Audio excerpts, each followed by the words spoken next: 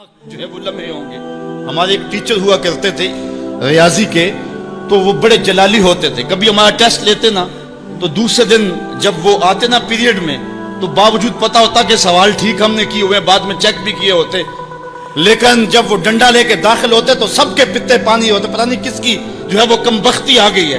اور پھر جب وہ اچانک جن لوگوں نے اچھے نمبر لیے ہوئے ہوتے ان کو الگ کرتے اور دوسروں کو الگ کرتے, پھر بھی سارے ڈر رہے ہوتے کہ پتہ نہیں یہ کدھر والے ہیں اور یہ کدھر والے ہیں.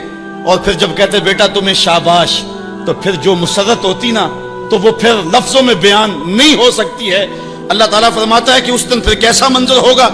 ذرا غور کیجئے کہ جہنم سامنے ہے, اللہ پورے جلال پہ ہے, اور نیکوکار بھی بدکار بھی کھڑے ہیں, کلیجے سینے میں کانپ رہے ہیں.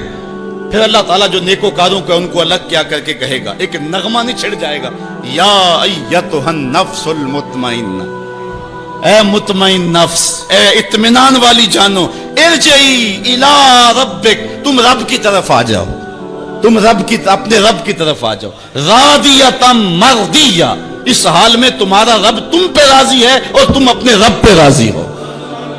یہاں مفسرین فرماتے ہیں کہ رب کا بندے پہ راضی ہونا یہ بھی بڑی بات ہے, لیکن بندے کا رب پہ راضی ہونا یہ بہت بہت بڑی بات ہے. بندہ تو راضی ہوتا ہی نہیں, بندہ تو دنیا پہ دیکھ لو راضی نہیں ہوتا, لیکن اس دن کیسا منظر ہوگا. بندے کے راضی کا انداز فی ظلال القرآن میں دیکھیے, یا ایتھا النفس المطمئنہ, المطمئنہ الی ربہا, المطمئنہ الی طریقہا, المطمئنہ الی قدر اللہ بہا, المطمئنہ فی السراء والضراء وفی البسط والقبض والمنع والعطاء.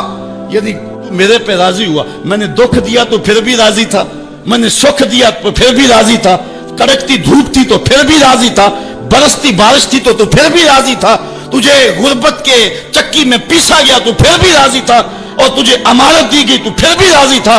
میرے بندے تجھے کربلا میں رکھا گیا پھر بھی راضی تھا, اور تجھے فتح مکہ کی شان دکھائی گئی تو پھر بھی راضی تھا. جب میرا بندہ میرے ہر کام پہ راضی ہوگا, اللہ اکبر, تو اللہ کہے گا میرے بندے آ جا ادھر, یا ایتھا النفس المطمئنہ ارجعی الی ربک, تو اپنے رب کی طرف آ جا. اچھا, راضیۃ مرضیہ, تو رب پہ راضی اور رب تیرے پہ راضی. حضور علیہ السلام نے ارشاد فرمایا کہ جب اللہ اپنے خاص بندوں کو جنت عطا کر دے گا تو اللہ تعالیٰ بندوں کو کہے گا کہ اے میرے بندو, کیا تم میرے اوپر راضی ہو؟ تو بندے کہیں گے مالک وما لنا, ہمیں کیا ہے, ہم کیوں راضی نہیں ہو سکتے. بندوں کو تو تصور بھی نہیں ہوگا جو جنت میں ملے گا. ایک بندے کی آرزو ہو کہ اسے 2.5 مرلے کا پلاٹ مل جائے تو اس کو کوئی 50 مربع لاٹ کر دے تو وہ تو خوشی سے پاگل ہو جائے گا.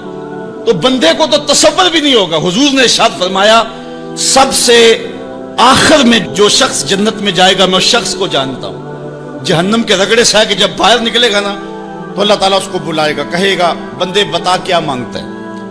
بندے نے زندگی میں کئی منصوبے بنائے ہوتے ہیں کہ یار یہ مل جائے, ساری زندگی میں خواہشیں تو پوری نہیں ہوتی. وہ جتنی آرزویں کبھی بھی زندگی میں آئی ہوئی ہوں گی وہ کہے گا مالک یہ بھی دے دے, یہ بھی دے دے. اللہ کہے گا لکا ما تمنیتا, اچھا جو تو نے مانگا میں نے تجھے سب کچھ دے دیا. بندہ تو اس پہ راضی ہوگا. اللہ فرماتا ہے یہ تو نے مانگا میں نے دیا نا, اس کے علاوہ جتنی زمین ہے یہ 7 بر اعظموں پہ پھیلی, اس سے 10 گنا زمین بھی جنت میں تجھے الاٹ کر دی. بندہ کہے گا یا رب اتسخر وانت الملک, مالک تو بادشاہ ہو کے مجھ سے مذاق کر رہے. بندے کے تو گمان بھی نہیں ہوگا کہ اتنا کچھ ملے گا. جب یہ بات حضور نے بیان فرمائی فضاحک النبی حتی بدت انیابہ, حضور اتنا مسکرائے کہ حضور کی داڑھیں نظر آنے لگی.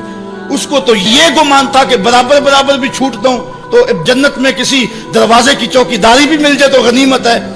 اتنی تو دولت جو ہے وہ اوباما کے پاس بھی نہیں ہے, پوری دنیا کے مالیاتی اداروں کے پاس بھی نہیں ہے. اتنی حکومت تو کائنات میں کسی حکمران نے نہیں کی ہے جتنا تخت و تاج کا مالک اس سب سے آخری شخص کو بنا دیا جائے گا.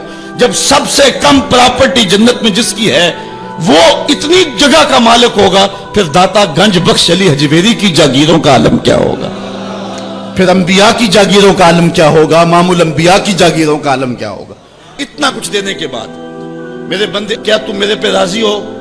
اللہ تعالیٰ جب بندوں سے پوچھے گا تو بندے کہیں گے مالک ہمیں کیا ہوا کہ ہم راضی نہ ہو, ہم تو جو ہے وہ پھولے نہیں سما رہے. تو اللہ تعالیٰ فرمائے گا تمہیں ایک اور چیز دینے لگا ہوں, تو بندے جنت میں کسی کمی کو محسوس نہیں کریں گے, کہیں گے مالک اور کیا چیز رہ گئی ہے. تو اللہ تعالیٰ فرمائے گا بندو وہ چیز یہ ہے کہ میں تمہارے اوپر راضی ہو گیا ہوں, اب کبھی بھی ناراض نہیں ہوں گا. تو پھر جو مسرت ہوگی وہ دیدنی ہوگی. یا ایتھا النفس المطمئنہ ارجعی الی ربک راضیۃ مرضیہ فادخلی فی عبادی, میرے خاص بندوں میں داخل ہو جا. وادخلی جنتی, اور میری جنت میں داخل ہو جا. ویڈیو دیکھنے کا بہت شکریہ. نیکی پھیلانے میں ہمارا ساتھ دیجیے. ویڈیو کو شیئر کر کے دوسروں تک پہنچائیے اور ثواب دارین کے مستحق بنیے.